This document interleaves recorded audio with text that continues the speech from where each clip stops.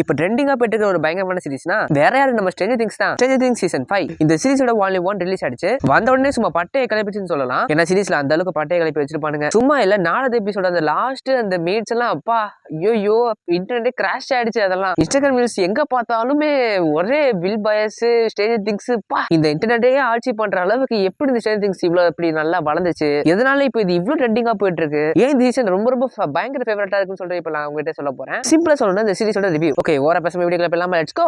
பொதுவாக Stranger things series ரொம்ப ரொம்ப பிடிக்கும். அதுலேயும் சீசன் 1ல இப்போ கூட பார்த்தா கூட நாஸ்டாலஜிக்கான ஒரு ஃபீலை கொடுக்குங்க. எல்லாரும் குடி குடி பசங்களா இருப்பாங்களா, மைக் லூக்கஸ் இவனுங்க ஃபன் பண்றதை பார்க்கும்போது நம்மளுக்கு சின்ன வயசுல இப்படி ஃபன் பண்றதெல்லாம் ஞாபகம் வந்துட்டு போகும். இப்போ கூட அந்த சீசன் 1 உட்காந்து பாருங்களேன், அவ்வளவு அழகா இருக்குங்க. அதை பார்க்கலாம், அந்த அளவுக்கு அருமையா எடுத்து வச்சிருப்பாங்க. பொதுவாகவே ஸ்ட்ரேஞ்சர் திங்ஸ் நாஸ்டாலஜிக்காவும் சரி, ஃபன் என்டர்டைன்மெண்ட் காமெடி broken ஹார்ட்னா யாரை சொல்றேன்னு உங்களுக்கே தெரியும் நினைக்கிறேன். தெரிஞ்ச கமெண்ட் பண்ணுங்க பாப்போம். கண்டிப்பா உங்களுக்கு தெரிஞ்சிருக்கும் யாருன்னு. ஸ்ட்ரேஞ்சர் திங்ஸ்ல உள்ள ஒரு கேரக்டர் தான். ஓகே ஆக்ஷன் இந்த மாதிரி பல விஷயத்தை வந்து இந்த ஸ்ட்ரேஞ்சர் சீரிஸ்ல வச்சிருப்பாங்க.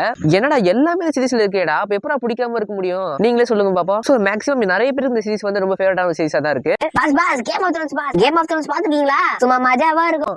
எடிட்டர் ஒன்ன யாரா இப்ப வர சொன்னது? காஜி பாயல. அந்த சீரிஸ் இதோட கம்பேர் பண்ணாத, அதுவும் நல்ல சீரிஸ் தான். Stranger Things Game of Thrones டோட்டலா வேற கம்பேர் நீ பண்ணவே கூடாது. ரெண்டுமே டிஃபரெண்டா ரொம்ப ரொம்ப வேற. அச்சு வாய வச்சிரும் மூட்டி கிளம்பு. சரி விடுங்கடா பாய்ஸ் அண்ட் கேர்ள்ஸ், காஜி பாயல் தெரியாம வந்துட்டான். ஓகே கேம் ஆஃப் த்ரோன்ஸ் சி ஸ்ட்ரேஞ்சர் திங்ஸ்ல ஐயோ உளறடா. சரி ஸ்ட்ரேஞ்சர் திங்ஸ்ல எல்லாமே சொல்ல போனா நமக்கு பிடிச்சது இருக்கு. அதெல்லாம் சீசன் 1ல இந்த ஃபர்ஸ்ட் எபிசோட் பார்த்தாலே போதும். அதுக்கப்புறம் போர் அடிக்காம எல்லா எபிசோடையும் பார்க்க தோணிடும். ரொம்ப அருமையான சீரிஸ், எல்லாமே பிடிச்சிருக்கும். இன்னும் ஸ்ட்ரேஞ்சர் திங்ஸ் பார்க்காதவங்க யாரா இருந்தீங்கன்னா டேய் கொன்றுடா அவங்கள போய் பாருங்க. முதல்ல ஸ்ட்ரேஞ்சர் திங்ஸ் இன்னும் பார்க்கல, ஏன்டா வீட இருக்கீங்க சா வச்சுட்டு ஒழுங்கா போய் பாருங்கடா அப்படின்னு நான் உங்ககிட்ட சொல்ல மக்களே. உங்க ஃப்ரெண்ட் ஒருத்தர் இருப்பான் இன்னும் அதை பார்க்காம இந்த சீரிஸ்ல இன்னும் ஒரு எபிசோட கூட பார்த்திருக்கே மாட்டான். இப்படி ஒரு சீரிஸ் இருக்குன்னு அவனுக்கும் தெரியும். ஆனா என்ன சொல்லுவானுங்க, பொம்மை படம் எல்லாம் பாக்குறது இல்ல அப்படின்றானுங்க. ஆக்சுவலா அது பொம்மை படமே இல்ல, அது வேற கதை. பொம்மை படமே இல்லைன்றாலும் பொம்மை படம் பாருங்க. ஏன் சொல்றான்னு அதை ஒருத்தர் ரெக்கமெண்ட் பண்ண அவன் பொம்மை படம்ட்டான்.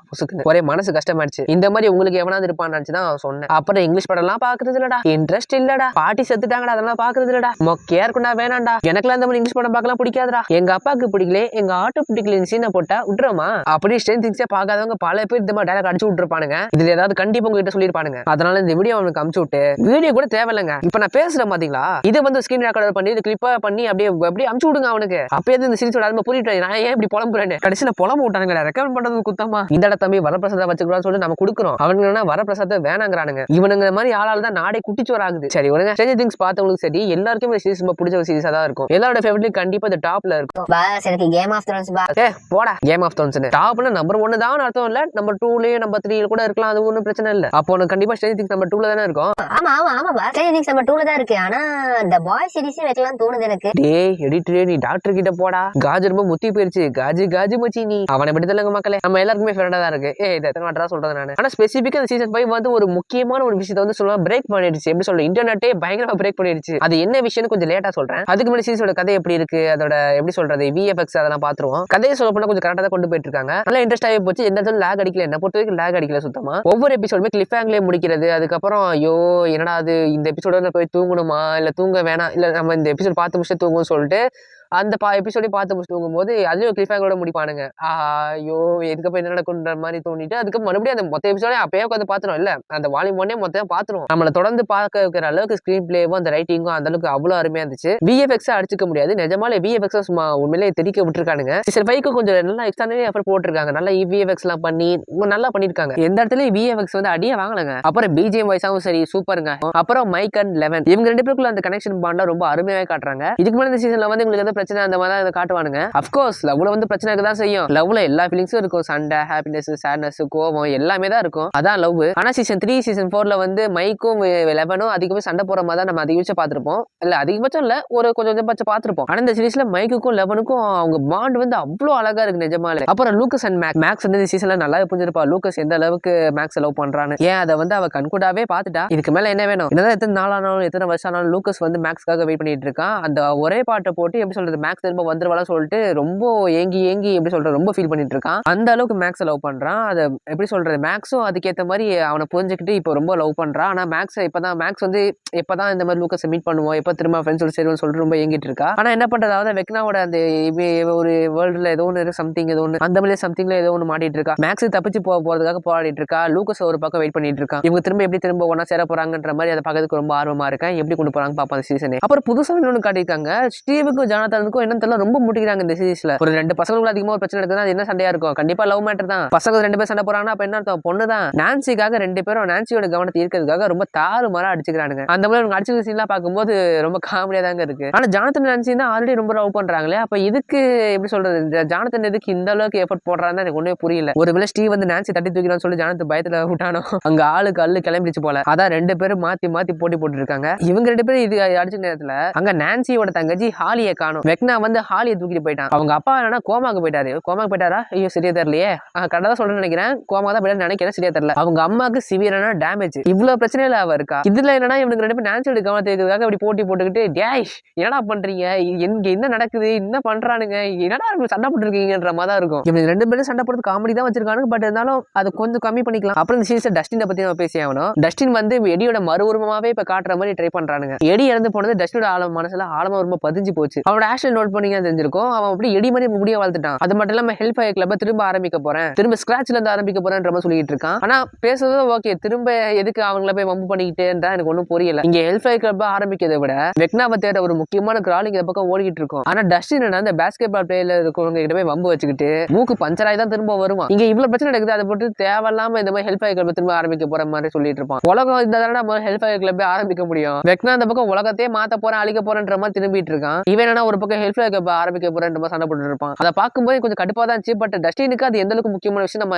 எல்லாருக்குமே தெரியும். எடியோட சாவு அவனை ரொம்ப பாதிச்சிச்சு. ஒரு ஹீரோவா செத்தான் எடி. அவன் ஆல்ரெடி எடியை வந்து ரொம்ப கேவலமா தான் பேசிட்டு இருக்காங்க. அவனுக்காக டஸ்டின் ஃபுல்லா பண்றதுல கரெக்ட் தான் எனக்கு தெரிஞ்சு. ஆனா எந்தெந்த விஷயத்தை எப்ப பண்ணணும்னு ஒண்ணு இருக்கு. அதை ஒழுங்கா கரெக்டா பண்ணி தான் நல்லா இருக்கும். அதெல்லாம் ஸ்டீவே காண்டா இருப்பான். ஏன்னா ஓரா பண்ணிட்டு இருக்கான்ற மாதிரி.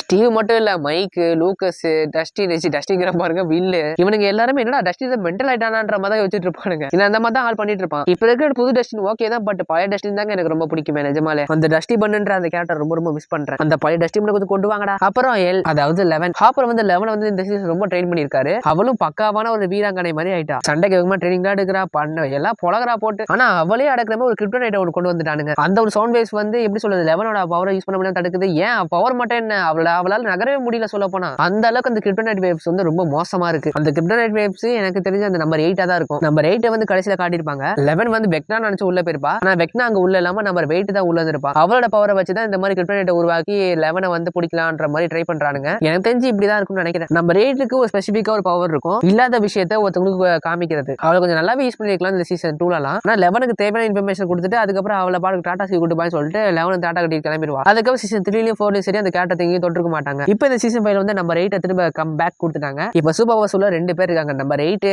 அதுக்கப்புறம் 11. பாஸ் முக்கியமான விஷயம், அந்த ஒரு விஷயம் தான் இன்டர்நெட் பிரேக் பண்ணிச்சு. மூணாவது சூப்பர் ஹீரோ இப்ப வந்துட்டானே. எடிட்டர் சும்மா சொல்லி பாத்தேன்டா, சொல்லாமலே விட்டுருவேன். ஓகே गाइस, கடைசி ஒரு முக்கியமான விஷயத்துக்கு வருவோமா. இந்த ஸ்ட்ரேஞ்சர் திங்ஸ் சீசன் 5 ஏன் ரொம்ப எல்லாருக்குமே பிடிச்சது, ஸ்பெசிபிக்கா இந்த சீசன் மட்டும் அதுலயும் முக்கியமா 4வது எபிசோட் மட்டும் ஏன் இவ்ளோ ட்ரெண்ட் ஆச்சு, ஏன் இன்டர்நெட் கிராஷ் பண்ணுச்சு. பல பேர் பெண்களோட லிஸ்ட்ல வந்து இப்போ கிராஷ் ஆயிட்டான். அது யாரு, ஏன் இன்டர்நெட் கிராஷ் ஆச்சு, எதனால இப்படி ஆச்சுன்னு சொல்லிட்டு பாத்துருமா. அந்த கேரக்டர் வேற யாருமே இல்ல, வில் பயஸ். D&D கேம்ல வில் வந்து ஒரு சாஸ்திரா தான் இருப்பான். மைக் கூட இந்த சீசன்ல சொல்லிருப்பான். கேம் பிளேல இருந்த மாதிரியும் சரி, மைக் சொன்ன மாதிரியும் சரி, இப்போ சூப்பர் பவர் உள்ள ஒரு சாஸ்திராவை மாறிட்டான். வெக்னா பாட்டுக்கு என்ட்ரி கொடுத்துட்டு கிளம்பிடுவான். அதுக்கு 3 டெமோக்காரங்க வந்து ஒன்னு மைக்கு கொல்ல பாக்கும், இன்னொன்னு ராபினை கொல்ல பாக்கும், இன்னொன்னு லூக்கஸ கொல்ல பாக்கும். இதுங்க 3மே ஒரே நேரத்துல 3 பேரையும் கொல்ல பாக்கும். வில்லு வந்து அவன் கண்ணு முன்னாடியே வந்து ஃப்ரெண்ட்ஸா ஆக போத வந்து பாக்குற நிலைமையில இருப்பான். இவனுக்கு என்ன பண்றதுன்னு தெரியல. அதுக்கப்புறம் பிளாஷ்பேக் மெமரிஸ்லாம் அவன் சின்ன வயசு மெமரிஸ் எல்லாம் காட்டுவானுங்க. திடீர்னு பார்த்தா அந்த டெமோக்காரங்க வந்து அட்டாக் பண்ண வருங்க. ஆனா அது மாதிரி அசைய முடியாது. மைக்ல ஆச்சரியத்துல இருப்பான், எல்லாருமே ஆச்சரியத்துல இருப்பாங்க, என்ன நடக்குதுன்ற மாதிரி. அதுக்கப்புறம் வில்ல காட்டுவானுங்க பாருங்க, வெக்னா மாதிரி கண்ணெல்லாம் வெள்ளையாயிரும். திடீர்னு அவன் சூப்பர் பவர் வச்சு அப்படியே அது 3 டெமோக்காரங்களும் அந்த பறக்க வச்சு அப்படியே வெக்னா கொல்லுவான் பாத்தீங்களா, எலும்பெல்லாம் உடச்சு கண்ணெல்லாம் பிதிக்கி விட்டு அந்த மாதிரி கொன்றுவான். அதெல்லாம் மாசன ஒரு சீனா இருக்குங்க. அதுலயும் முக்கியம் எப்படி சொல்றது, மூக்குல இருந்து ரத்தம் வரதெல்லாம், ரத்தம் வந்துட்டு அப்படியே தொட்டைப்பான் பாருங்க, அப்பா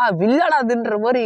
ஐயோ ஆனா உனா உட்காந்து அழுவான், கொஞ்சம் பயந்தாங்கூலி, அப்படிப்பட்ட வில்லடா இப்ப இப்படி காட்டுறானுங்கன்ற மாதிரி. இப்ப கூஸ் பம்ப்ஸுங்க. எனக்கு அந்த சீனை பார்க்கும்போது ஏய் அப்படின்னு சொல்லிட்டு குதிச்சிட்டேங்க நானு. வேற லெவலுங்க இந்த 4வது எபிசோட்லாம். ஐயோ நிஜமான இந்த லாஸ்ட் அந்த 5 மினிட்ஸ் எல்லாம் அப்பா மறக்கவே முடியாது நிஜமாலே. உண்மையிலே வில்லோட கேரக்டர் அவ்வளவு இம்பார்ட்டன்ஸ் கொடுத்துருக்காங்க நிஜமா. நான் இப்ப வில்லு சொல்ல போனா ஒரு சூப்பர் ஹீரோ நினைக்கும் போது வேற லெவலில் இருக்கு. அது மட்டும் இல்லாம இப்ப வெக்னா வர ரொம்ப டிரான்ஸ்ஃபார்ம் ஆயிட்டானா. வெக்னா பார்த்தா அவன் சேஜ் ஆஃப் அல்ட்ரான்ல இருக்கிற மாதிரி அல்ட்ரான் மாதிரி இருக்கான். முன்னதை விட ரொம்ப பவர்ஃபுல்லாவும் இருக்கான், ரொம்ப கொடூரமா இருக்கான் பாக்க. அவனோட கையே வெயின்ஸ் மாதிரி அப்படியே ஷார்ப்பா போயிட்டு எல்லாம் குத்தி கிழிச்சு சாவடிக்குதுங்க. வெக்னாவோட இந்த ஒரு டெவலப்மெண்ட் பயங்கரமாயிட்டா வெக்னாவும். இந்த பக்கம் நம்பர் 8 திரும்ப கொண்டு வந்துட்டாங்க. எல்லோ அவ கொஞ்சம் பவர்ஃபுல் ஆயிட்டா. இப்ப புதுசா வில்லியும் சூப்பர் ஹீரோவா கொண்டு வந்துட்டாங்க. கடைசியில வெக்னா விசஸ் வில் பயஸ், அதுக்கப்புறம் நம்பர் 8 இந்த பேட்டில் கண்டிப்பா நடக்கும்.